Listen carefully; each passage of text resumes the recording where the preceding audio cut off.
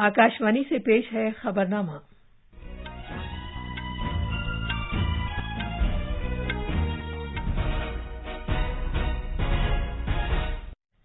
आदाब। खबरनामे के साथ मैं शबाना रहमान। पहले इस वक्त की खास खबरें।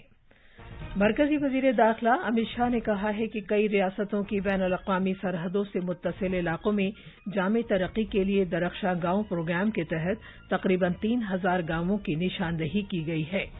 वजीर खजाना निर्मला सीतारमण ने वाशिंगटन में बैनुल-अक़वामी इक़्तिसादियात के पीटरसन इंस्टीट्यूट में एक तकरीब से खिताब किया। कोविड से निपटने की तैयारियों का जायजा लेने के लिए पूरे मुल्क में सरकारी और प्राइवेट अस्पतालों में जांच परख का सिलसिला आज भी जारी रहेगा। तृणमूल कांग्रेस, सीपीआई और एनसीपी का कौमी पार्टी का दर्जा खत्म हो गया है, जबकि आम आदमी पार्टी अब एक कौमी पार्टी बन गई है। बिहार के सरकारी स्कूलों में अब टीचर्स की भर्ती एक कमीशन के जरिए की जाएगी। और आईपीएल क्रिकेट में लखनऊ सुपर जायंट्स ने रॉयल चैलेंजर्स बेंगलोर को सनसनीखेज तरीके से आखिरी गेंद पर एक विकेट से हरा दिया। अब खबरें तफसील से।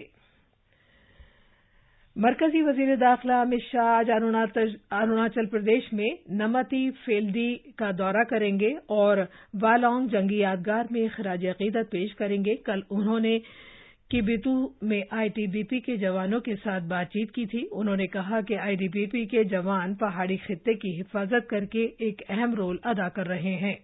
वजीर मौसूफ ने कहा कि वो हिमालयाई खित्ते की सरहदों की हिफाजत करने के तईं पुख्ता अज़्म रखते हैं। उन्होंने ये भी कहा कि दुनिया के एक सबसे मुश्किल दर्रे में मुल्क की सरहदों की हिफाजत करने के तईं आईटीबीपी के जवानों का अज़्म एक हकीकी तहरीक को जाहिर करता है। सुई की नोक जितनी भूमिका भी अतिक्रमण कोई नहीं कर सकता, क्योंकि आईटीबीपी और भारतीय सेना यहाँ पर उपस्थित, यहाँ पर 13,000 फुट की ऊंचाई पर कठिनाई के साथ अपने युवानी को बिताते हुए अपने परिवार से दूर, बूढ़े माँ बाप और छोटे बच्चों के से दूर रहकर देश की सेवा कर रहे हैं। इससे पहले वजीर दाखिला ने अंजा जिले के कितिफू गांव में दरख्शां गांव के प्रोग्राम का आगाज किया। इस मौके पर इज़हार ख्याल करते हुए वजीर दाखिला ने कहा कि ये प्रोग्राम मुल्क भर के 19 अजला, 46 ब्लॉक्स और 2,963 गांवों में नाफिज किया जाएगा।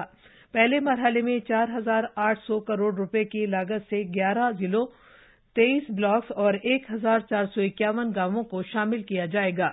उन्होंने कहा कि दरख्शां गांवों के प्रोग्राम के साथ नरेंद्र मोदी हुकूमत तरक्की के जरिए सरहदी गांवों में हर शख्स तक पहुंचेगी।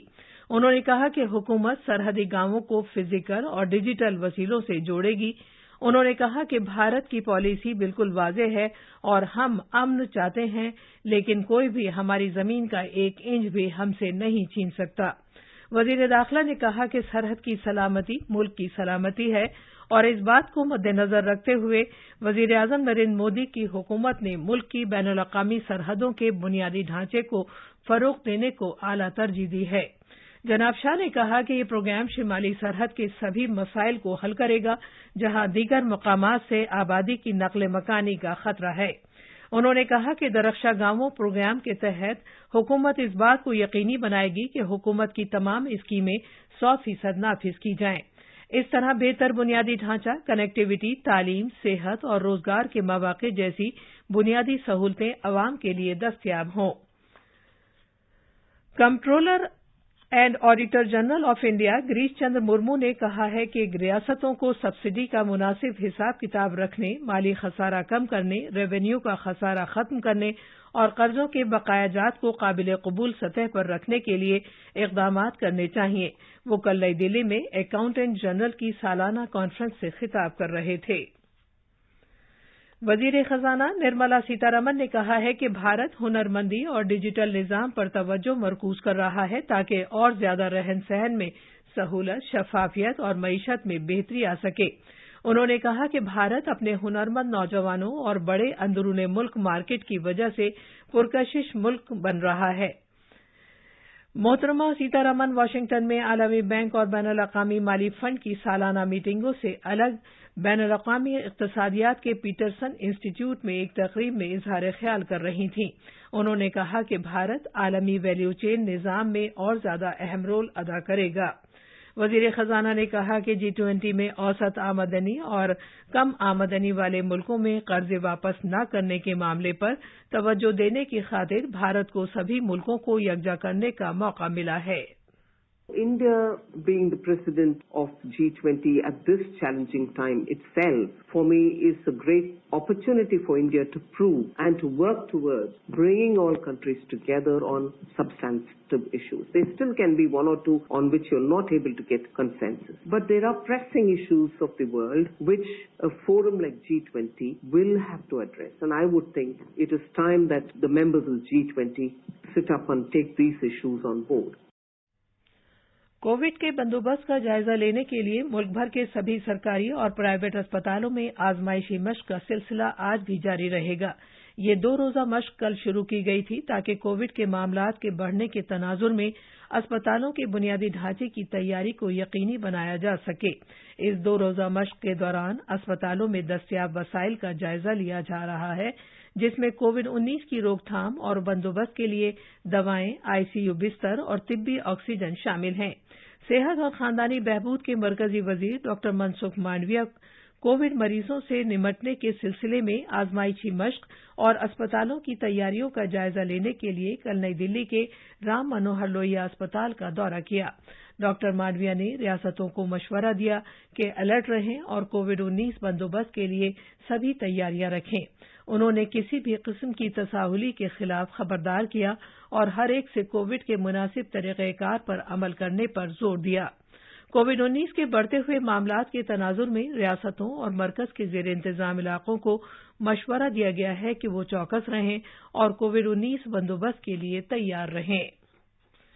कौमी राजधानी दिल्ली में कल कोरोना वायरस इन्फेक्शन के 484 नए मामलात सामने आए। दिल्ली सरकार के मुताबिक पिछले 24 घंटे के दौरान शहर में 603 अफराद सेहतयाब हुए। सरेदस्त कौमी राजधानी में 2300 से ज्यादा कोविड मरीज जेर इलाज हैं। कर्नाटक के आला इंतखाबी दफ्तर ने पूरी रियासत में घर घर जाकर मुनज़्ज़म अंदाज से वोटरों में बेदारी पैदा करने और चुनाव अमल में शामिल होने के लिए सरगर्म मुहिम का आगाज किया है।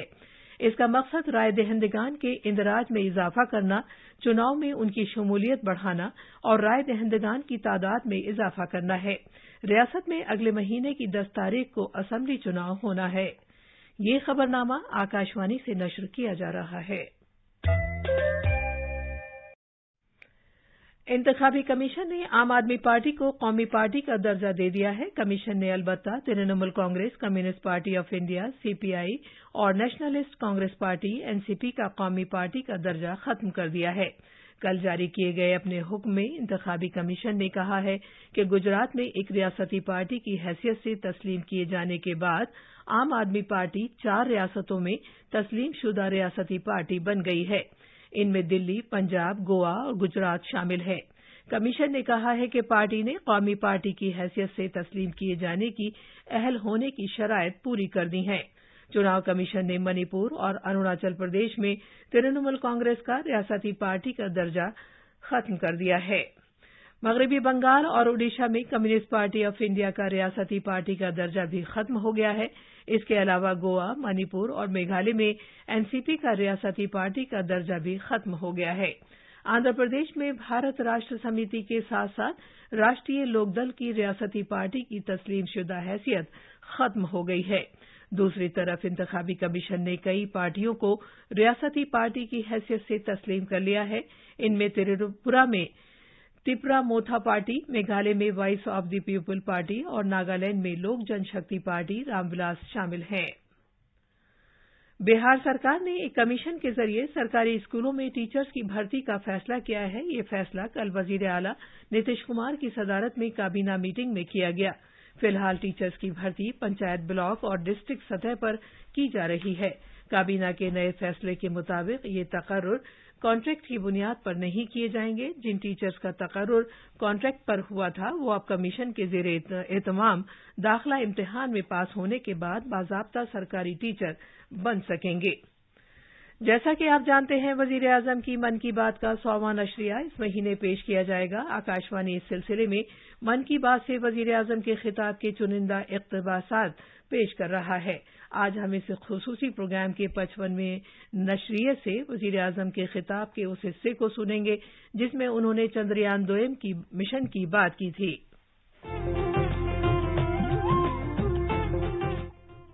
लोग, आवाज और सीधा संवाद, यानी आपके हम सब के मन की बात।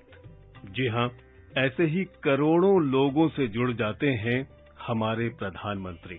हर महीने मन की बात प्रोग्राम के साथ आकाशवाणी पर ये सिलसिला इस महीने यानी अप्रैल में 100वीं कड़ी के साथ जारी रहेगा।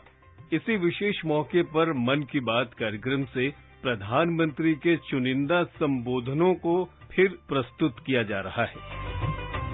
इस विशेष कार्यक्रम की 55वीं कड़ी में पेश है प्रधानमंत्री का चंद्रयान के संदर्भ में दिया गया संदेश, जिसमें वे कहते हैं हर हाल में हमें अपनी प्रतिभाओं पर भरोसा करना चाहिए।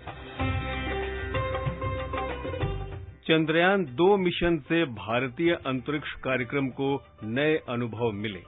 उसके ऑर्बिटर अंतरिक्ष में काम करते रहे। भारत के लिए कामयाबी से कुछ कम नहीं रहा। प्रधानमंत्री ने इसके वैज्ञानिकों की प्रतिभा पर न सिर्फ भरोसा किया बल्कि उन्हें भावी मिशन की कामयाबी के लिए उत्साहवर्धन किया। चंद्रयान की लॉन्चिंग के अगले हफ्ते 28 जुलाई 2019 के प्रसारित मन की बात कार्यक्रम में प्रधानमंत्री ने इसमें भी सकारात्मकता के नए सूत्र ढूंढ लिए। तब प्रधानमंत्री ने जो कहा वो अब प्रासंगिक है। अगर आप मुझसे पूछें कि चंद्रयान-2 से मुझे कौन सी 2 बड़ी सीख मिली, तो मैं कहूंगा ये 2 सीख हैं, फेथ और फियरलेसनेस, यानी विश्वास और निर्भीकता। हमें अपने टैलेंट्स और कैपेसिटीज पर भरोसा होना चाहिए, अपनी प्रतिभा और क्षमता पर विश्वास करना चाहिए। आपको ये जानकर खुशी होगी कि चंद्रयान-2 पूरी तरह से भारतीय रंग में ढला है। यह हार्ट एंड स्पिरिट से भारतीय है, पूरी तरह से एक स्वदेशी मिशन है।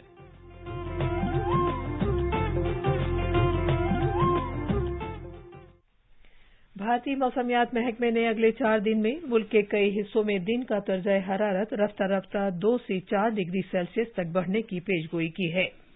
आईपीएल क्रिकेट में बेंगलोर के एम चिन्नास्वामी स्टेडियम में कल रात लखनऊ सुपर जायंट्स ने रॉयल चैलेंजर्स बेंगलोर को 1 विकेट से हरा दिया। लखनऊ ने 9 विकेट खोने के बाद 20 ओवर्स में 213 रन बनाकर जीत का अपना निशाना हासिल कर लिया।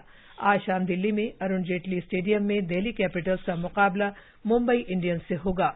ये थी खबरें। अब अखबारात के आईने के साथ हैं हुसैन अख्तर। शुक्रिया शबाना। राजधानी दिल्ली से शाया होने वाले आज के बेशतर उर्दू अखबारात ने अलग अलग खबरों को अपनी 6 सुर्खियों में जगह दी है। रोजनामा मिलाप की सुर्खी है, सदर जमहूरिया ने कौमी इख्तिरा और रिवायती इल्म के अवार्ड्स पेश किए। सदर जमहूरिया ने कहा कि शहरियों के अंदर बुनियादी सतह पर साइंस और टेक्नोलॉजी पर मबनी इख्तिराई हल तैयार करने और अपनी सलाहियतों के मुताबिक मुल्क की खिदमत करने की भरपूर सलाहियत मौजूद है। आम आदमी पार्टी को मिला कौमी पार्टी का दर्जा, पार्टी में जश्न। इस खबर को रोजनामा, राष्ट्रीय सहारा, इनकलाब समेत तकरीबन सभी अखबारों ने खुसूसियत के साथ शाया किया है। मुल्क भर में कोरोना से निपटने के लिए 2 रोजा मॉक ड्रिल और सेहत के मरकजी वजीर डॉक्टर मनसुख मांडविया के जरिए राम मनोहर लोहिया अस्पताल में कोविड के बंदोबस्त का जायजा लिए जाने की खबर को भी कई अखबारों ने पेश किया है। आखिर में खास खबरें एक बार फिर। मरकजी वजीर दाखिला अमित शाह ने कहा है कि कई रियासतों की बैनुल-अक़वामी सरहदों से मुत्तसिल इलाकों में जामी तरक्की के लिए दरख्शा गांव प्रोग्राम के तहत तकरीबन 3000 गांवों की निशानदही की गई है। वजीर खजाना निर्मला सीतारमन ने वाशिंगटन में बैनुल-अक़वामी इक़्तिसादियात के पीटरसन इंस्टीट्यूट में एक तकरीब से खिताब किया। कोविड से निपटने की तैयारियों का जायजा लेने के लिए पूरे मुल्क में सरकारी और प्राइवेट अस्पतालों में जांच परख का सिलसिला आज भी जारी रहेगा। तृणमूल कांग्रेस, सीपीआई और एनसीपी का कौमी पार्टी का दर्जा खत्म हो गया है, जबकि आम आदमी पार्टी अब एक कौमी पार्टी बन गई है। बिहार के सरकारी स्कूलों में अब टीचर्स की भर्ती एक कमीशन के जरिए की जाएगी। इसी के साथ खबरनामा खत्म हुआ।